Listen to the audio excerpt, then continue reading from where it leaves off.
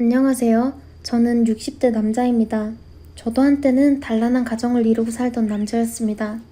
눈에 넣어도 아프지 않을 딸아이와 저만 바라보던 아내가 있었는데 20년 전 갑작스런 교통사고로 세상을 떠나게 되었습니다. 알고 보니 상대방이 졸음운전을 했다고 하더군요. 고속도로에서 터진 큰 사고라 뉴스에도 나왔었습니다. 그 당시 저는 처음에 사고 전화를 받아도 그 사실을 믿지 못했습니다. 그날은 사실 일주일 만에 아내와 딸을 보는 날이었기 때문이에요. 제가 일주일 출장을 간다고 하자 아내는 친정에 갔다가 돌아온다며 집을 나갔었고, 제 출장이 끝나고 돌아올 때를 맞춰서 장인어른께서 차로 데려다 주시다가 사고가 난 것입니다. 언제나 제가 돌아오기 전에 항상 먼저 집에 들어와 이것저것 미리 준비를 해줬던 아내였는데, 그날따라 아내가 유독 늦는다는 생각이 들었습니다. 그 찰나에 병원에서 연락 온 갑작스런 사고 전화에 하늘이 무너져 내렸습니다. 저는 머릿속이 새하얗게 미친 사람이 아닌가 싶을 정도로 아무 생각도 없이 집을 바로 뛰쳐나와서 무작정 병원에 도착했을 때는 이미 싸늘하게 식어있는 딸아이와 아내의 모습이었습니다. 다행스럽게도 장인어른께서는 생명을 건지셨으나 장애가 남았고, 무엇보다 몸의 장애보다 마음이 죽은 상태가 되셨습니다. 자신이 그날 딸아이와 손녀를 데리고 바래다 준다고만 하지 않았어도 이렇게 되지 않았을 거라며 큰 죄책감에 시달리셨고, 장례식장에 힘든 몸으로 기어이 휠체어를 타고 오셔서는 끊임없이 펑펑 우시던 장인어른은 큰 충격이었는지 얼마 안 가서 장인어른께서도 따라서 돌아가시고 장모님도 돌아가셨습니다. 그 뒤로 처가의 재산을 물려받았지만 저 또한 그다지 삶의 의욕 자체가 별로 없었습니다. 다니고 있던 회사도 그만두었고, 그 뒤로는 집안에 하루 종일 틀어박힌 채로만 지내는 삶이 계속 이어졌습니다. 그러던 찰나에 저의 가장 친한 친구가 제 소식을 들었는지 저에게 연락이 와서 궁상 떨지 말고 일단 자기 집으로 와서 같이 지내자며 저를 반강제로 데려왔습니다. 그때 친구도 아내와 사별한 이후 딸아이를 혼자서 키우고 있었어요. 친구의 딸을 보고 있으니 참 마음이 아프더군요.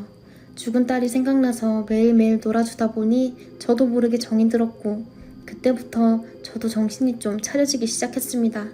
저희 딸과 아내도 제가 이러고 있다는 것을 바라지 않았을 거라 생각이 들자 저는 다시 사람답게 살기 위해서 밖으로 나가 일을 찾아 무작정 하기 시작했습니다. 그래도 일하는 것 자체가 친구는 낮부터 밤까지 쉴 틈 없이 일을 했으면 저는 오전에 나가서 오후에는 마치기 때문에 항상 저녁쯤에는 제 친구의 딸을 돌봐줬어요. 그러던 어느 날 친구가 저에게 말하기를 이제 그만 이 집에서 나가달라고 말을 하더군요. 저는 갑작스러운 친구의 말에 몹시 당황스러워서 내가 나가는 것은 상관이 없지만 갑자기 왜 이러는 거냐고 물었더니 친구는 저에게 이제 너도 정신을 좀 차린 것 같으니 너만의 인생을 살라면서 다시 재혼도 하라며 이제 네 나이 40대 중반이라고 평생 그렇게 살다 갈 것이 아니라면 사람답게 다른 사람도 만나보라며 딱 잘라서 나가라고 하더라고요. 그때 친구 딸도 어느 정도 커서 자신 혼자서 충분히 이제는 돌볼 수 있고 집 근처 슈퍼 아줌마한테 등하교는 돈을 주고 부탁해 놓았다고 하더군요. 그렇게 친구의 갑작스러운 말에 시원섭섭한 마음과 고마움이 교차하면서 저는 알겠다며 그 뒤로 집을 나와서 혼자 살기 시작했는데 문제가 생겼습니다. 어느 날 친구의 딸이 등하교를 부탁했다던 슈퍼 아줌마한테 맞았다며 울면서 저를 찾아왔고, 순간적으로 분노한 제가 알아봤더니 자기 아이가 아니라는 이유로 친구에게 돈을 다 받아놓고는 음식도 거지같이 먹다 남은 걸 주고 얄밉다며 때리기도 하고 슈퍼일까지 시켰다는 겁니다.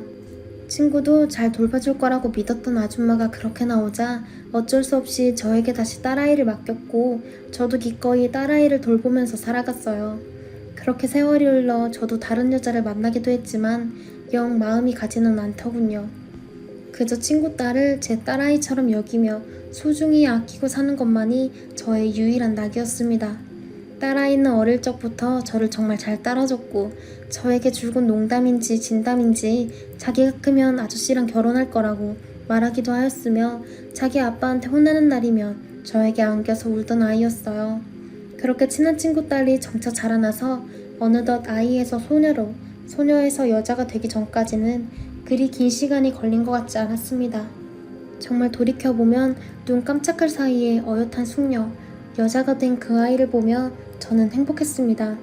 그리고 친구 딸아이가 시집을 가던 날 저를 찾아와서는 정말 그동안 감사했다고, 아저씨는 아빠와 같기도 하고 솔직히 남자로도 느꼈다면서 여운이 있는 말을 남기고 떠나더군요.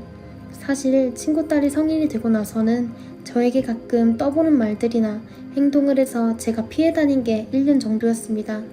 처음에는 정말 장난이 지나치다고 생각했는데 그걸로 제가 진지하게 뭐라고 하니 진심이라는 말을 재차 말하길래 제가 깜짝 놀라서 세상에 천벌받을 소리 하지 말라며, 그날 이후로 제가 1년 가까이 피해 다니다 보니 친구의 딸은 저에게 2번 다시 그런 말 안 할 테니까 그냥 예전처럼 자기를 피하지 말고 좋게 지냈으면 좋겠다고 말하더군요.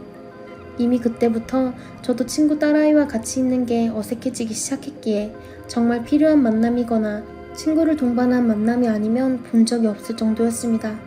그렇게 딸아이처럼 생각했던 아이가 지금은 다 커서 시집을 가는 모습을 보니 하늘나라에 있는 딸 모습도 생각이 나고 많은 감정이 들었는데 10년도 채 되지 않아서 어느 날 큰 사건이 터지게 됩니다. 시집을 가게 된 친구 딸 남편이 손찌검을 하다가 딸은 후천적 장애가 오게 만든 사건이었어요. 엄청나게 바보가 된 것은 아니지만 그렇게 총명했던 친구의 딸아이는 직장도 제대로 못 다닐 정도로 말도 어눌해졌고 사고 능력도 좀 많이 떨어지게 되었습니다. 결국 터지고서야 그 남편과 이혼을 하게 되었고 남편은 별다른 처벌조차 제대로 받지 않았습니다. 그저 집행유예로 실형조차 살지 않는 판결이 나자 친구 녀석은 피눈물을 흘렸습니다. 몇 년 만에 다시 만난 친구 딸의 얼굴을 보자 저도 모르게 눈물이 나더군요. 그날 친구 딸은 울고 있는 저에게 말없이 다가와 2 손으로 제 품에 안기며 자기도 우는 얼굴을 하고 있으니 문득 그냥 모든 게 다 제 잘못인 것만 같았습니다. 그때부터 저는 지적 능력이 떨어진 그 아이를 위해서 매일같이 데리고 다니면서 챙기기 시작했어요.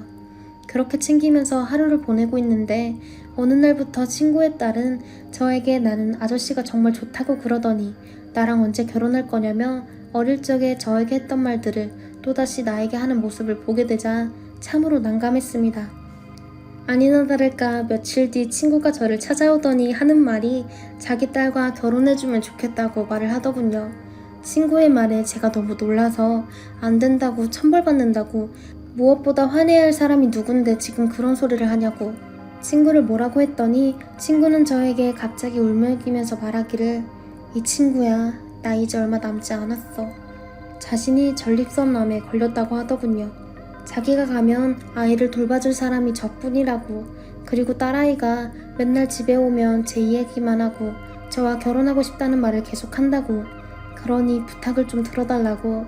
사실 친구는 딸아이가 시집가기 전에 저를 좋아했던 걸 이미 알고 있었다고 하더군요. 그때는 자기도 안 될 일이라 생각해서 딸아이에게 단호하게 말했고 저도 딸아이를 피하는 모습을 보았기 때문에 딸아이가 저렇게 된 것만 같다며 제발 부탁이니 자신이 가면 딸아이랑 행복하게 살았으면 좋겠다고. 비록 이제는 정상적인 아이도 아니고 지적 능력도 떨어지지만 생각해보라고. 이혼한 여자아이를, 그것도 정신이 온전치 못한 부모도 없는 여자를 대체 어느 누가 데려가서 결혼하겠냐며 정말 미안하지만 살아생전 마지막 부탁이라고 제 손을 잡고 간절하게 말하는 친구의 모습에 저는 선뜻 거절을 못하고 일단 고민을 해보겠다고 했습니다. 그 뒤로 그렇게 저는 집에 돌아와 있는 동안 수많은 고민을 하며 그동안 딸처럼 여긴 아이를 어떻게 대할 수 있을까 고민을 했었어요. 저는 아내와 딸아이가 있는 납골 땅에 찾아가서 기도도 해보고 있습니다. 그리고 친구 딸아이를 다시 만나게 되자 제가 그녀를 여자로 느끼고 있다는 걸 알게 되었네요. 그 아이의 손을 잡고 친구한테 가서 결혼하겠다고, 너무 나이가 많은 사위라고 꾸짖지 말아달라고 하자 친구는 저에게 너무나도 고맙다고 눈물을 흘리며 제 손을 잡던 친구. 그렇게 저희는 저와 친구, 그리고 이제는 제 아내가 된 친구 딸과 3명이서 조용히 결혼식을 올렸습니다. 그리고 4달 뒤 친구는 하늘나라로 떠났네요. 하늘나라 간 그 순간에도 저에게 미안하고 고맙다며 딸아이를 잘 부탁한다는 말만 남기고요. 그렇게 새롭게 아내가 된 그 아이는 여전히 혼자서 많은 일들을 하지는 못하지만 그래도 항상 저를 위해 챙기려고 노력합니다. 저도 그동안 자식처럼 봤던 그 여자아이가 제 아내라는 게 아직도 어색하기는 하지만 한편으로는 너무 아름답다고 느끼며 제가 가는 그날까지 아내에게 최선을 다하고 싶네요. 안녕하세요. 저는 39살 평범한 주부입니다. 남편이 죽은 지는 벌써 1년이 되었습니다. 아이들 아빠는 옆 동네 미용실 유부녀인 원장과 불륜관계였고 음주운전 사고로 사망하였습니다. 함께 타고 있었던 내연녀는 많이 다쳐서 입원을 했었는데 회복이 금세 되었는지 아무렇지도 않게 가게를 운영하고 있다고 예약이 꽉 차 있다며 가게가 잘 된다는 걸 제 친구를 통해 알게 되었습니다. 저는 어린 제 아이 둘과 눈물 속에서 지냈습니다. 아빠는 언제 오냐며 유난히 아빠를 찾는 막내는 아빠 사진에 이불을 덮어주며 잘 자라고 인사하는 아이를 보며 마음이 갈기갈기 찢어지는 아픔에 저는 아이들 볼까 울음을 삼키며 밤을 보내곤 했습니다. 찢어 죽이고 싶었던 남편이었습니다. 3번이나 바람을 피우고 매번 거짓말을 하던 남편에게 애정이 남아서 이혼을 안 한 건 아닙니다. 매번 반복하던 바람에 매번 이혼하려고 했지만 결국 저는 어리석게도 이혼을 하지 못하였어요. 이유는 많았지만 굳이 하나하나 적지 않겠습니다. 분명 아이들한테만큼은 너무나 멋진 아빠였고 필요한 아빠였습니다. 내연녀는 남편의 3번째 내연녀였어요. 그 내연녀는 뻔뻔하게도 제가 보고 싶고 궁금하다면서 남편에게 미용실 이용권을 주며 나만 모르게 자기 미용실에 부르더니 은근하게 자기 애인 얘기를 하더군요. 왠지 모르게 내 남편과 너무나 닮은 내연녀의 애인은 바로 내 남편이었죠. 아주 비참했습니다. 안 그래도 자주 바람을 피우는 남편이었지만 이런 식으로 일부러 꼬리를 밟히진 않았으니까요. 아주 세련된 외모로 당차게 나한테 이혼을 요구하는 내연녀가 왜 이혼을 하지 않냐고 자기들 관계에서 저를 내보내려던 내연녀였어요. 정작 내연녀의 가정은 이혼을 하지도 않았고 심지어 내연녀의 남편은 불륜 사실도 몰랐습니다. 너무나 사랑하는 제 남편을 놔달라고 미친 소리 하던 내연녀는 결국 제 남편을 그렇게 사랑하지는 않았나 보네요. 너무나 잘 지내고 있는 내 인생을 박살낸 내연녀의 인생도 철저하게 망가뜨리고 싶었습니다. 저렇게 그토록 집착하고 사귀던 남자가 죽는 모습을 봤다면 평생 잊지 못할 트라우마 속에 힘들고 고통스러울 것 같은데 내연녀는 대단한 멘탈이었고 너무나 잘 지내고 있었습니다. 처음에는 남편의 사망 소식을 듣고 너무나 놀라 상을 치르기 바빴어요. 저도 남편 사망은 처음이었으니까요. 너무나 미웠던 남편이었고 매일 죽이고 싶었던 남편이었는데 막상 죽어서 돌아오니 원망보다는 불쌍하다는 생각만 들더군요. 아직 42살인데 그렇게 허무하게 가다니 남편 인생도 참 불쌍하구나. 우리 아이들은 어쩌지? 난 어떻게 살지? 현실적인 걱정만 몰려왔습니다. 그래도 사랑했기에 상을 치르고 남편 회사에 출근을 시작했습니다. 작은 회사 대표였지만 거래처도 탄탄하고 갑자기 죽어버린 남편과 저를 안타깝게 여겨서 거래처도 유지시켜주고 좋은 직원들 덕분에 안정을 금방 찾았습니다.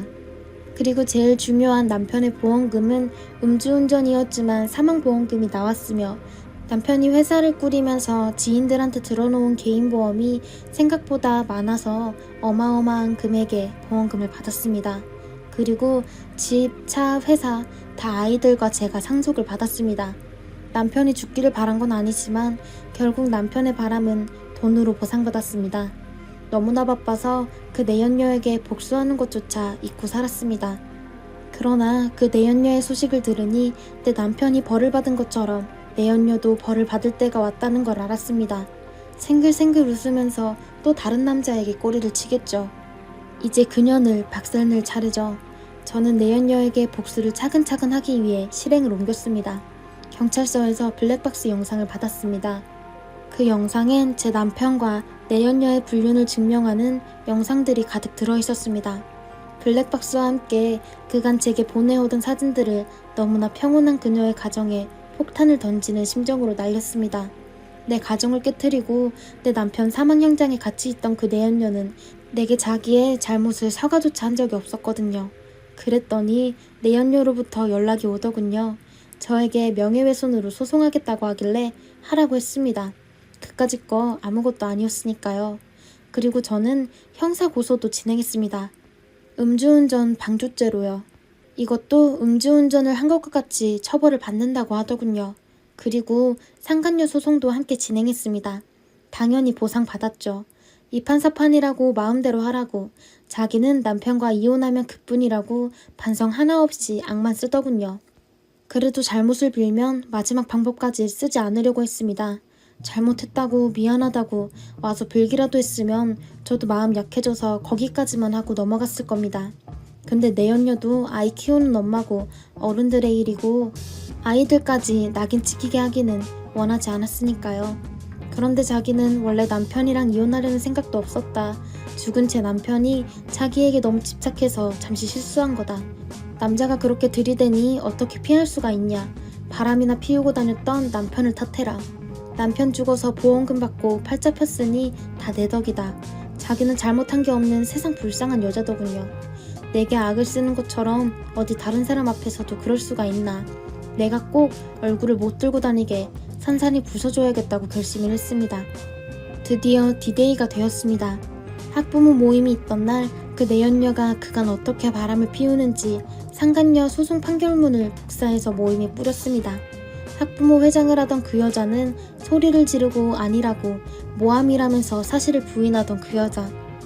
아, 그것도 동영상을 찍어 놓았으면 울적할 때마다 꺼내보면서 깔깔깔 웃을 수 있었을 텐데요. 다들 아시죠? 엄마들 사이에서 여자들 사이에서 소문이 어떻게 났을지. 얼마 후 미용실은 부동산에 내놓았는데 불륜녀 미용실이라고 소문이 나서 아마도 인수하는 사람이 없어서 권리금 없이 폐업했고요. 그년 남편과는 위자료 물면서 이혼을 당했습니다. 상간녀 소송 위자료로는 2천만 원 받았습니다.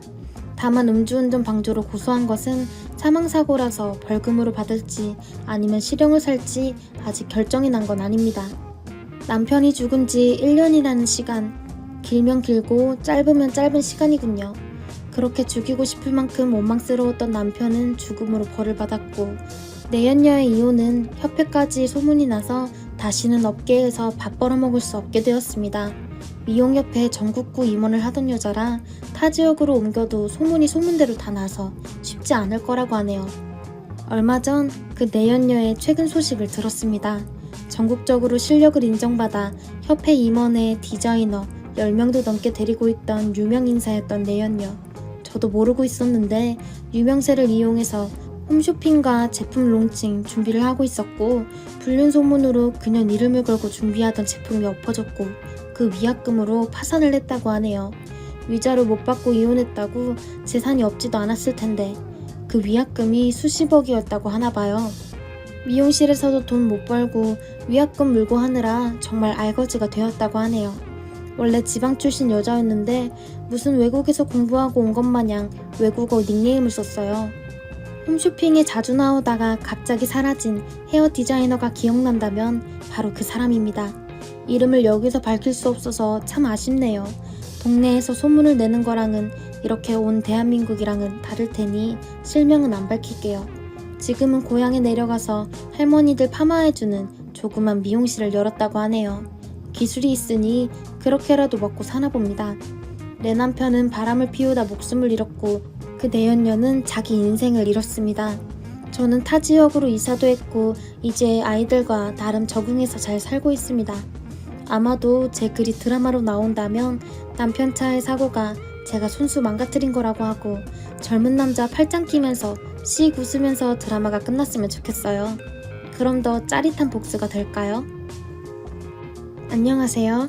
3년 전 남편의 외도로 이혼을 했는데 최근에 그 상간녀와 남편이 다시 만나서 재혼을 한다는 소식을 들어서 결혼식장에 찾아가 완전 개판을 치고 그랬습니다. 3년이 지나서야 이렇게 크게 복수를 하게 되었네요. 지금은 너무 속이 시원합니다. 결혼하자마자 남편 사업이 잘 안 돼서 저 혼자 외벌이로 야간에 밤새 매일 돈 벌어다 남편 사업 재개하려면 돈 필요하다고 기분 상하지 않게 돈 지워주곤 했네요. 그러다 1년 반쯤에 남편이 사업 재개를 포기하고 회사에 취직했습니다. 취직 후 남편이 제주도로 발령받아 주말 부부로 지냈고요. 얼마 지나지 않아 남편이 집에 온 주말 문득 남편 핸드폰을 보게 되었습니다. 웬 유부녀와 채팅 어플로 이야기를 나눴던 창에 바로 들어가 보니 남편이 심심해서 처음 해본 거라고 변명을 하더라고요. 두 번 다시 하지 않겠다는 다짐과 사과를 받고 넘어갔습니다. 그때 당시 채팅창을 본 이후로 구글링을 해보니 저와 연애하던 때부터 집에서 있을 때도 제주도에 있을 때에도 지속적으로 여러 사이트에 가입해 별의별 글을 다 써놓고 제 건강과 맞바꾸면서 벌어다 준 돈으로 다른 여자들 밥 사 먹이고 다녔더군요. 순진하게도 그때는 이제 걸렸으니까 다시는 안 그런다고 약속했으니까 이제는 그런 일 없겠지 하는 마음과 결혼한 지 얼마 되지 않아 이혼녀 딱지가 붙게 되는 것에 대한 두려움 때문에 그때 헤어졌어야 했는데 그러지 못했습니다. 그 이후로 거의 매일같이 구글링을 하며 남편 핸드폰을 몰래 보기 시작했고 남편이 새로운 사이트에 가입하고 다른 여자들과 만남을 가지려고 시도하는 글을 남겨놓은 걸 수도 없이 목격하게 됐어요. 남편의 이야기를 하면 남편은 그냥 가입만 한 거다, 이거다 아니다 하는 식으로 발뺌을 하며 오히려 저더러 왜 이렇게 자기를 믿지 못하냐고 너 너무 예민하다고 저를 뭐라고 하더군요. 남편은 1년 정도 회사를 다니다 그만두고 다시 사업을 준비했고 작년 6월 사업했던 게 수금이 되면서 목돈이 생기고 형편도 좋아졌습니다. 하지만 여전히 계속되는 남편 외도에 대한 스트레스, 그리고 직장 상사와의 트러블, 제 저작권 갈취 등등 여러 일들이 겹치면서 작년 9월에 결국 저는 쓰러져서 병원에 실려가게 되었고 그걸 계기로 회사를 그만두었습니다. 왜 이렇게 나를 학대하며 살았을까 스스로에게 미안한 마음이 들 만큼 제 건강이 너무 많이 상해 있었습니다. 그렇게 집에서 몸을 챙기며 쉬고 있던 작년 12월 남편 휴대폰을 보던 중 남편이 이번에는 목포에 있는 85년생 여자와 만나고 있다는 걸 알게 되었어요. 건강이 상해서 제대로 걸어다니지도 못하는 저에게 어떻게 이럴 수가 있나 싶어서 처음에는 남편에게 화를 내며 따졌습니다. 마음 같아서는 남편을 가만두고 싶지 않았고 당장 갈라서고도 싶었습니다. 이혼을 요구했어요. 정말 그때는 몸이 너무 안 좋아서 길고 긴 이혼 소송도 못할 것 같았고 해서 위자료를 크게 받고 합의를 했습니다. 이혼녀가 된다는 두려움도 기나긴 이후에는 끝에 다 사라진 상태였고요. 이혼 후 자궁암 수술도 받고 만신창이 된 몸을 돌보며 살았습니다. 남편이 외도와 상간녀 때문에 받은 상처는 흐려지지만 지워지지는 않더라고요. 가끔씩 올라온 분노는 어쩔 수 없었네요. 항상 제가 상간녀 인스타를 몰래 보거든요. 안에 있는 유부남이랑 네가 얼마나 잘 사나 보자 했어요. 저랑 남편이랑 이혼하고 남편이 그 상간녀와도 안 만나는 줄 알았는데 갑자기 인스타에 본인 결혼한다고 글을 올렸대요. 청첩장에는 남편의 이름이 딱 있고 댓글에는 축하한다고 수많은 댓글이 달렸고요. 정말 인스타만 보면은 세상 착하고 선한 여자가 따로 없습니다. 누가 그 여자가 한 가정을 파탄낸 상간녀라고 할까요? 그 여자도 제정신이 아니니 제 남편과 같은 놈을 만났겠지요. 나는 겨우겨우 몸을 회복했는데 이놈들이 결혼하고 잘 사는 모습을 볼 수가 없죠.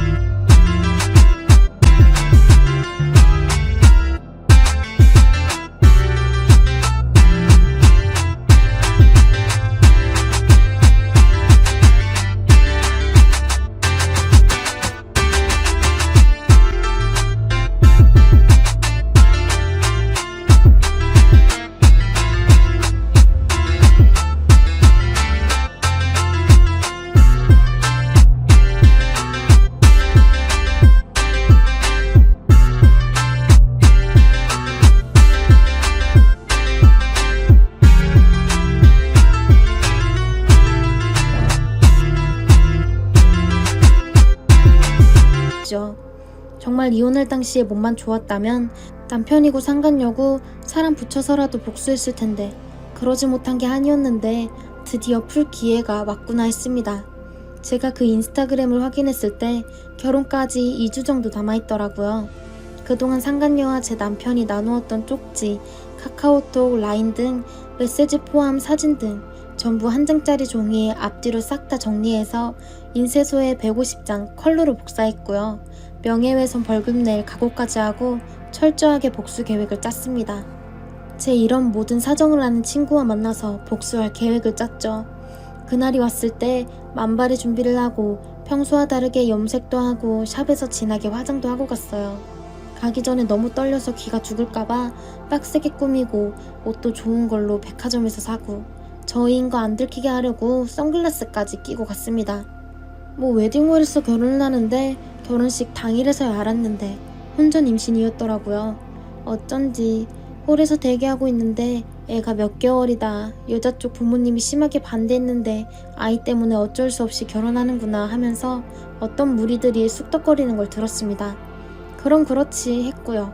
본격적으로 하객들이 모이고 신부가 대기실에서 결혼식장을 나오기 전까지 그 분주한 시간에 제가 준비한 전단지를 접어서 하나씩 뿌렸습니다.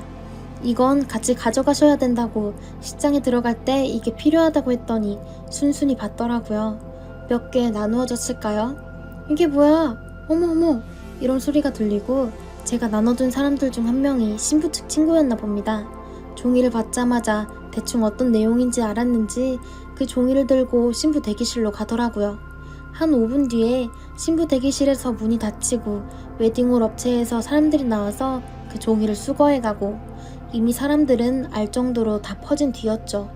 웅성웅성하는 분위기가 급 산만해졌습니다.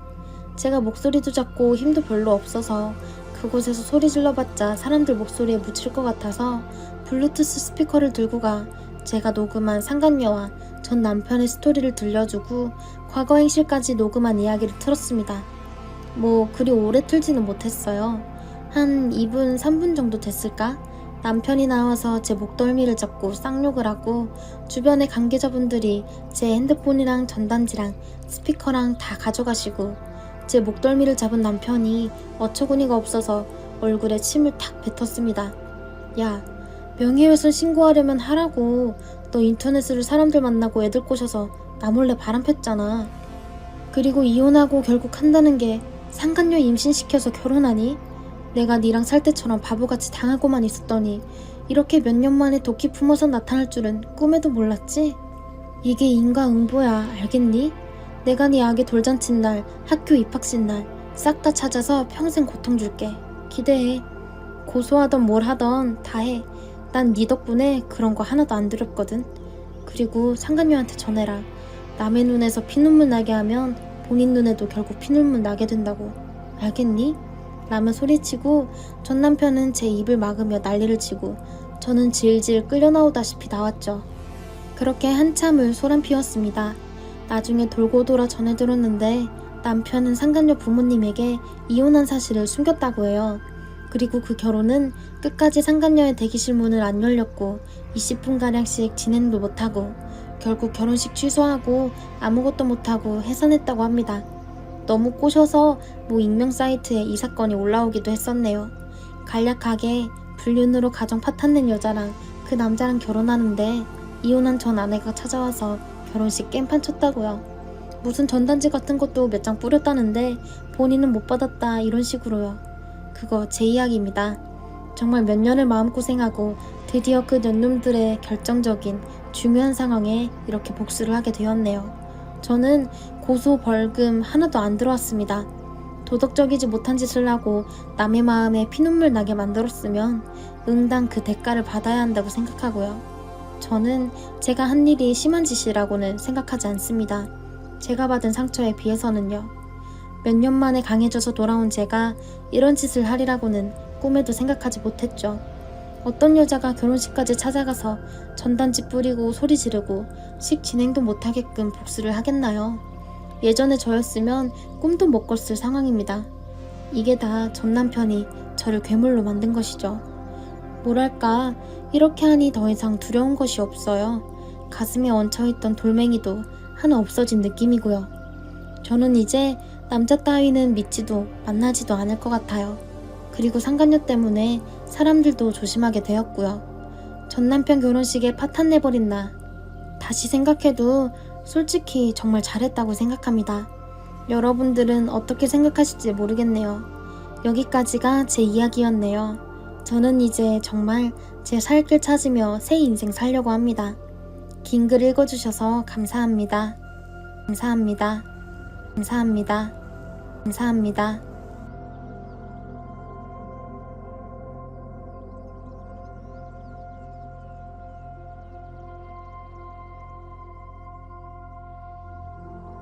안녕하세요. 저는 2년 전 결혼한 30대 초반 여자입니다. 말 못할 고민이 있어 주변에 말하기도 힘들고 이렇게 사연을 보내네요. 아직은 신혼 초기의 달달함을 나름대로 가지고 있다고 생각하는데 이런 행복한 순간에 솔직히 한편으로는 조금 위험천만한 상황입니다. 저희 집에 남편 말고 다른 남자가 한 명 더 있습니다. 진짜 생각만 해도 답답하고 마치 2명의 아들을 키우는 것 같은 기분이기도 하고 무엇보다 이 2 남자 때문에 마음 편하게 잠을 잔 적이 없어요. 일단 결론적으로 말씀드리면 2달 전에 아이를 가지게 됐는데 제 뱃속의 아이가 그 2 남자 중에 누구의 아이인지 확신할 수 없는 어이없는 상황입니다. 남편은 평범한 회사를 다니고 있는 반듯한 사람입니다. 저는 거기 운영지원팀에서 총무 업무를 하다가 남편을 만났고 남편의 적극적인 구애로 시작해서 성실하고 열심히 일하는 남편 모습이 좋아 어느 순간부터 만나게 되었습니다. 약 1년 반 동안 일과 사랑을 함께 병행하다가 결국 결혼까지 홀인하게 됐어요. 남편의 시어머니는 어릴 때 암으로 돌아가셨다고 하고 시아버지도 그 뒤로 건강이 안 좋아지셨다며 제가 일을 시작할 때쯤엔 남편이 거의 온 집안 식구를 먹여 살리고 있었고 시아버지는 몸쓰는 일은 못하시고 간간히 밖에 산책만 좀 돌아다니셨죠.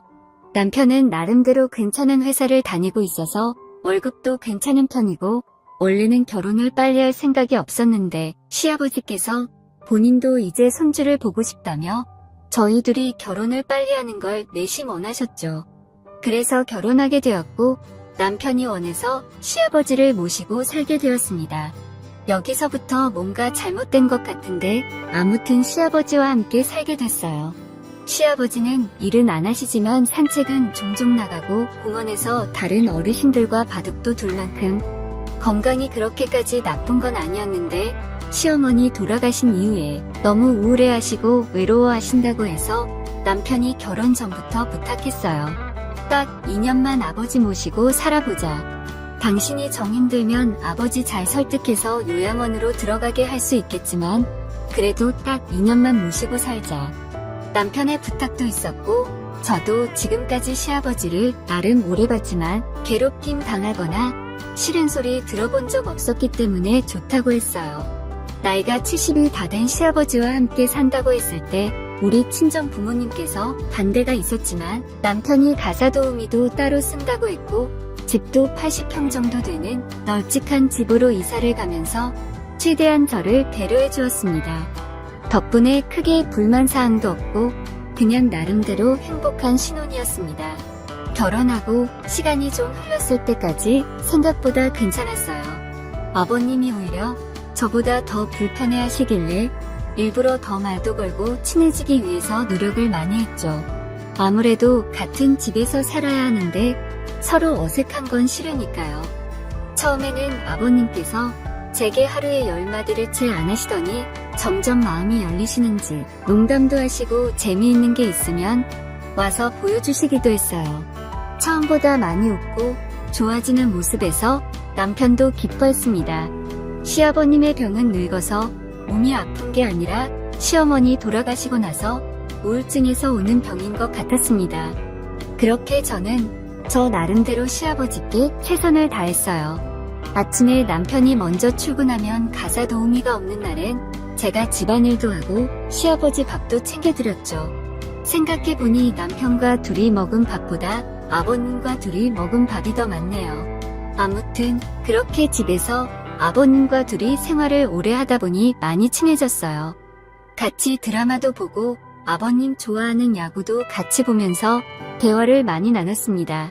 그리고 최근 들어서 아버님이 자주 제 손을 잡고 내가 이 나이 먹고 너를 만나서 참 행운인 것 같다. 뭔가 며느리와 시아버지 사이에 하는 말로는 좀 수위가 센 편인 것 같은데 그때야 분위기가 좋았으니까 그냥 며느리 잘 얻어서 좋다고 말씀하시는 줄로만 알았죠. 하지만 그로부터 얼마 지나지 않아서 아버님의 말씀이 무슨 말인지 알게 되었습니다. 아침 일찍 남편 출근시켜놓고 아버님과 둘이 늦은 아침을 먹었어요. 아버님은 항상 아침에 커피를 한 잔씩 드시기 때문에 커피 타드리고 저는 설거지 뒷정리를 하고 있었죠. 고무 장갑을 끼고 열심히 설거지를 하고 있었는데 그 사이에 커피를 다 드셨는지 빈잔은 가져오시더라고요. 아버님 그냥 거기 두고 가세요. 라고 말씀드리고 저는 계속 설거지에 집중하고 있었는데 아버님이 제 뒤에 서 계신 게 느껴지더라고요. 비가 좀 신경 쓰이긴 했지만 금방 가시겠지 하고 계속 설거지를 하고 있었는데 갑자기 아버님이 저를 뒤에서 꽉 끌어 안으셨어요. 미안하다. 못난 시애비를 용서해라. 라고 하시면서 저를 안으셨습니다. 너무 당황스럽기도 하고 당시에 설거지를 하고 있었기 때문에 뿌리칠 수도 없었고 어떻게 해야 하나 고민만 하고 있었어요. 아버님, 왜 이러세요? 저는 아버님을 말렸지만 70 넘은 노인네가 갑자기 무슨 힘이 그리 좋은지 꿈쩍도 하지 않더라고요. 결국 고무장갑 낀 손으로 아버님을 힘껏 밀쳐내고 대체 왜 이러시는 거예요? 라고 소리쳤는데 제가 뒤돌아서 아버님의 얼굴을 봤을 때 울고 계셨습니다. 갑자기 끌어안아서 화가 머리끝까지 나 있는 상태였는데 눈물 흘리는 아버님의 모습을 보니까 또 마음이 좋지 않았어요. 어머님 돌아가시고 얼마나 외롭고 힘들었으면 그랬을까. 평소에 괜찮아 보여도 이 나이 되면 우울증도 찾아오고 그러는데 마음이 아파서 저도 그날 아버님을 끌어안고 펑펑 울었습니다. 하지만 제가 며느리로서 어떻게 아버님의 외로움을 달래드릴 수 있겠어요. 그냥 지금처럼 제가 말도 더 자주 걸어드리고 친구처럼 대해드리겠다고 말씀드렸더니 아버님은 그게 아니라고 고개를 저으셨습니다. 어머님이 살아계셨을 때도 아버님께서는 신체 기능이 떨어져서 정상적으로 남자 구실을 못하고 있었는데 제가 결혼하고 이 집안을 돌아다니는 걸 보고 있으면 옛날 젊은 시절이 떠오르면서 다시 반응을 한다고 하시더라고요. 진짜 하늘도 놀라고 웃을 일이었습니다. 아버님의 죽어버린 기능을 10년 만에 제가 살리다니 시아버지는 정말 오랜만에 느껴보는 감정이었기 때문에 그 마음을 주체하지 못하고 저를 끌어 안아버리셨던 겁니다. 그게 좋고 나쁘고를 떠나서 한 남자로서 얼마나 그동안 힘들었겠어요. 오래전에 결혼한 사람을 하늘나라로 떠나보내고 힘들었겠죠, 당연히. 하지만 그렇다고는 해도 제가 아버님이 원하는 걸 다 들어드릴 수는 없었습니다. 남편과 결혼해서 살고 있었는데 만약 들키기라도 하면 단순하게 이혼하는 걸로는 끝나지 않을 일이었어요. 그래서 아버님에게 정말 기쁜 일이고 축하드릴 일은 맞지만 제가 해드릴 수 있는 게 현실적으로 없다고 말씀드렸죠. 아버님께선 실망하신 얼굴로 잠깐 생각을 하시더니 그럼 이렇게 하자고 하시며 절대 선을 넘지 않을 테니 남편이 출근하고 난 뒤에 하루에 딱 10분만 안고 있겠다고 하셨습니다. 솔직히 그것도 옳은 일은 아니었지만 아버님이 너무나도 간절하게 말씀하셔서 그래, 겨우 안는 정도인데 뭐 별일 있겠어? 라는 생각으로 허락하고 말았어요. 그 뒤로 매일 아침 먹고 나면 아버님과 한참을 끌어안고 있었습니다. 근데 엄청 불편하고 싫을 줄 알았는데 막상 아버님을 끌어안고 있으니 불쌍하기도 하고 간절히 저를 보는 그 모습이 짠해서 조금씩 더 허락하다 보니 정신 차리니까 어느새 입을 맞추고 있더라고요. 이건 좀 선을 넘었구나 싶었지만 이미 늦어버렸어요. 저도 어느 순간부터 마음속으로 끌려하고 있었던 거죠. 이제 와서 못하겠다고 거절할 수도 없고 기왕 이렇게 된 거 아버님의 외로움이라도 조금 더 풀어드려야겠다는 생각에 저도 제가 할 수 있는 선에서 최대한 열심히 해드렸죠. 남편은 아직 모르고 있어요. 당연히 알면 난리가 날 겁니다. 일하던 아주머니도 혹시 아버님과 저의 관계를 눈치챌까봐 그만두게 한 지 오래입니다. 솔직히 그 뒤로 더 편하게 아버님과 시간을 보내고 있어요. 그리고 이젠 아버님이 저를 원하는지 제가 아버님을 원하는지 모르겠더라고요. 남편을 아직 너무 사랑하고 제가 남편과 결혼해서 살고 있는 건 맞지만 이제 제 삶에서 아버님을 빼곤 생각하지 못하겠어요. 빨리 남편이 밥 먹고 출근했으면 좋겠고 아버님과 둘만 있는 시간이 기다려져요. 오랫동안 남자 구실을 못한 사람이 바뀌면 이렇게까지나 팔팔 끓는 청춘이 될 수 있다는 걸 시아버지를 보면서 많이 느끼고 있습니다. 이건 새로운 경험이에요. 남편은 요즘 제가 자기 아빠한테 잘하는 것 같다면서 너무 좋아하는데 그 실체를 알면 과연 어떤 생각을 하게 될까 걱정입니다. 절대로 남편에게만큼은 들키지 말아야겠어요. 최근 제가 아이가 생겨서 남편이 너무 좋아하는데 솔직히 걱정입니다. 나중에 태어난 아기가 남편보다 아버님을 더 닮을 것 같아서 말이에요.